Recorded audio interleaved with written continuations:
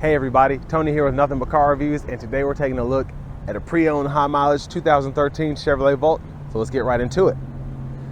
So this color here is going to be the Summit White, just your plain white, and then the interior is going to consist of black cloth.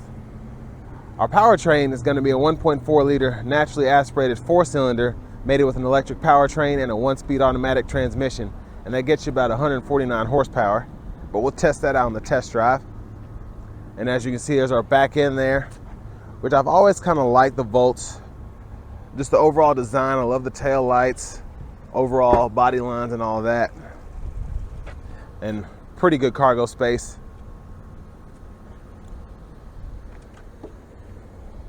But as we come around to the side here, we have passive keyless entry on all 4 doors. And then we have our charging port here.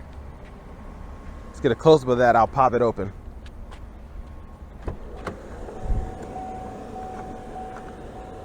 So that's where you charge that battery, and you're supposed to get 38 miles on a full charge, but this one with about 189,000 miles only has about 18 miles on a full charge after the battery degradation.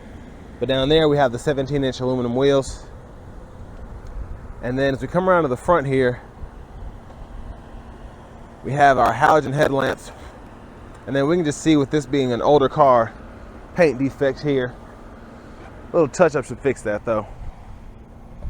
Well, let's go ahead and pop this hood. And there, it's mostly covered up, but there's that 1.4 liter, and then we have the battery and all that over here. But next, let's go ahead and hop in the driver's seat. So from the driver's seat here, actually, let me go ahead and turn this fan speed down. It's a pretty good ride quality for such a small car in terms of just overall space. I have about 1/2 inch to 1 inch of headroom here, and then the seat is actually wide enough to fit my bigger stature, which is nice. And then I can still slide my knees underneath the steering wheel here. But really good driving position here, and the roof is just a little bit low, but we'll see that on the test drive as well. Going over here to the door panel, we have our power window latches here, and then we have our power mirror controls, and then of course the door handle. And I really like how futuristic this is, even in 2013, how they did the nice silver paired with the black there. And then we have a little just slot in here for a cup, and then additional storage there. So I really like how they did that. And then over here, we can go through our gauge cluster and configure all of that by scrolling that knob there. And the actual steering wheel itself, very impressed, even though it's kind of that vinyl, how it hasn't worn completely. And then we have our cruise controls over here, voice recognition, Bluetooth controls over here, and then volume, and then track list or radio station favorites there. We have our headlamp controls, blinker, windshield wipers. And then this one has a check engine light on. It's puttering just a little bit, but we'll see if we can test it on the test drive as well. But let's get a view from the passenger seat. So both of these seats are manual, as you can see, but you can pretty much get a good driving position. At least personally I can. Like I said, I'm 6'3", and that's not an issue for me. But I really like how firm the seats are. I think they're kind of meant to be some kind of eco cloth or whatever, but even though they're firm, they have really good positioning to hold you up, and I really like that about the seats. And this one, small glove compartment, but it's able to hold your manuals and probably your insurance cards or whatever, a few napkins. But let's check out this radio here. So we have AM, FM, and XM radio along with Bluetooth audio. And we also have Pandora, and then we even have a CD drive, a USB, aux, all of that. So that's nice. And then when you have the weather app hooked up with your XM, you can pull that up, and then you can have movies, check out gas prices. And then my favorite thing is the energy. So it'll show you how much you're using, the efficiency, average fuel economy, and all that. And then it even gives you tips on how to drive more efficiently. And then we can pull up the climate controls here, set all of that, and then we also have a few buttons here. So if you want to adjust your fan speed and then your temperature, you can do that. And we have single zone automatic climate controls for the AC. There's the home button there, and then no backup camera on this one. But this here will pull up that energy info I was talking about earlier, and then this button here is how you actually toggle through your 4 drive modes. So you have normal, sport, mountain, and hold, which we'll try to demonstrate all of those on the drive. And then power door lock controls here, electronic parking brake, pull up to engage, and then press down to disengage. And then there's our push button start there. And for our shifter, there's a big button behind, and you just pull down, reverse, neutral, drive, and then low mode. And then cup holders here, and there's our key fob there. And then here we have our center console cubby space. We have a 12 volt and then that aux input and that USB input right there. But next, let's go ahead and take a look at the back seat. So as you can see, I really can't get behind this seat here. I'm 6'3", and this is the seat adjusted for someone of my size, which won't be a problem for me, just having, most people are getting these to be commuters and all of that, but if someone a little shorter was up front, that's kind of the space you'd have there, which isn't bad. But we have cup holders here, another 12 volt port here, which I like to have another 12 volt because you can put one of those inverters there and then plug in a laptop or something. And then you have storage in here, storage, little storage here. And then finally, let's just take a look at that room back there, and that's how the storage goes through, which I really like because you can fit longer objects just straight through without having to fold the seat down or something like that. But with all of that being said, I think it's time to go ahead and take this 13 volt out on the road for a quick test drive.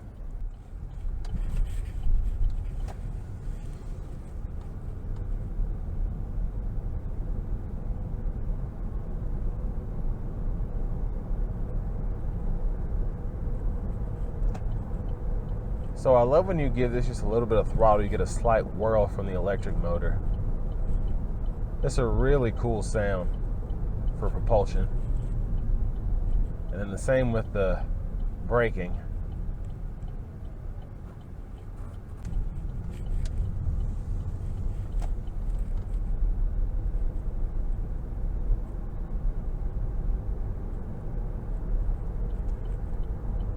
And so far, very easy to drive.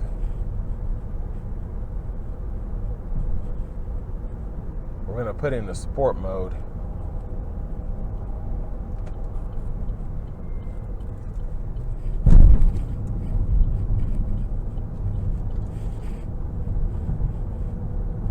And just with this being a 1-speed automatic, kind of like in your EVs or your full electric cars, you have that instant torque there, and it's very easy to drive.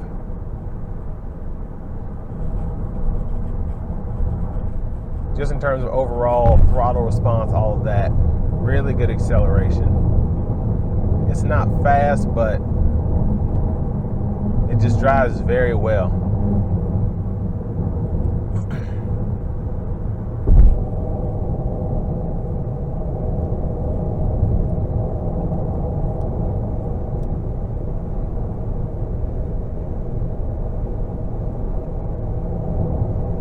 What's great is at this point, we still haven't had to use the gas engine.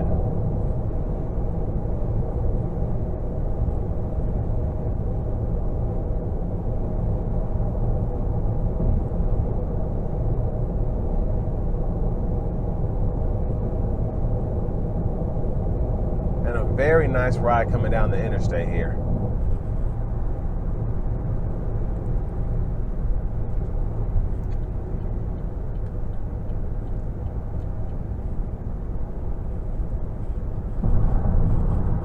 And it is nice to know that even though this is a 13 model with 189,000 miles on it, the transmission still seems to be holding up, and then the electric powertrain seems to be holding up very well other than the battery degradation that it shows you here, because it should say about 38 to 40, but a full charge is only about 18 miles.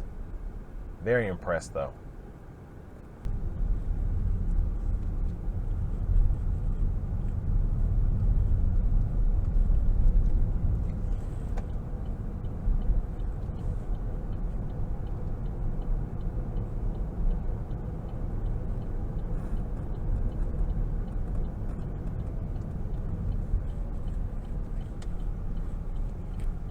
And we'll give it some throttle here.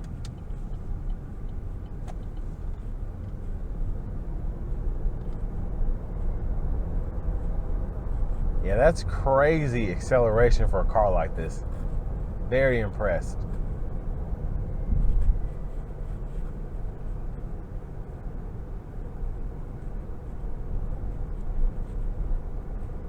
And what made the Volt so dangerous in the automotive market, just in terms of competition, is the plug-in hybrid setup. So you could get 35 to 40 miles per charge, and then your gas engine would kick in and you're still getting 35, 40 miles per gallon on the highway.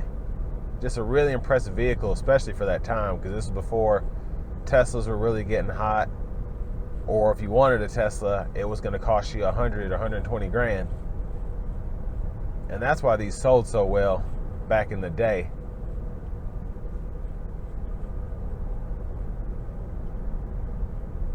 But I just love how well this car drives. And like I said, the crazy thing is it's 189,000 miles on the odometer, and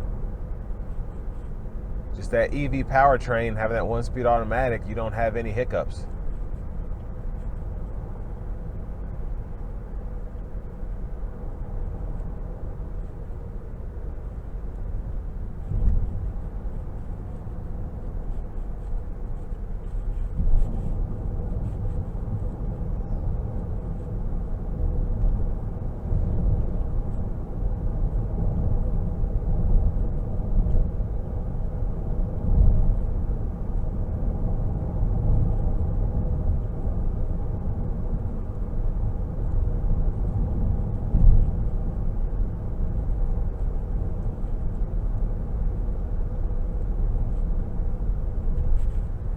Yeah, this is only about a 5-mile test drive, but literally no issues with this car because that gas engine did not come on yet, which seems to have a misfire of some sorts, but that'll probably get fixed.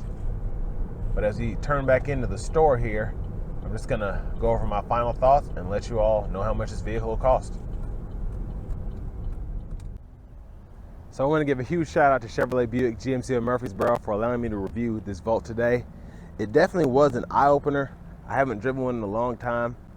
Final thoughts on it, just a really, really great car. Like I said during the drive, there was a reason that these sold so well, because you had the capability of an electric vehicle, but you had the range of a gas-powered vehicle. And they're just really, really easy to maintain. Not a lot that goes into them. The biggest thing is just having to replace that battery every so often. But other than that, just a really great car. Highly recommend. This one in particular will probably be around 9 or 10 grand. So I'll leave a link below in the description to check out the website. With that being said, I want to thank y'all for watching. Make sure you like, comment, subscribe if you liked what you saw today, and I'll catch you on the next video.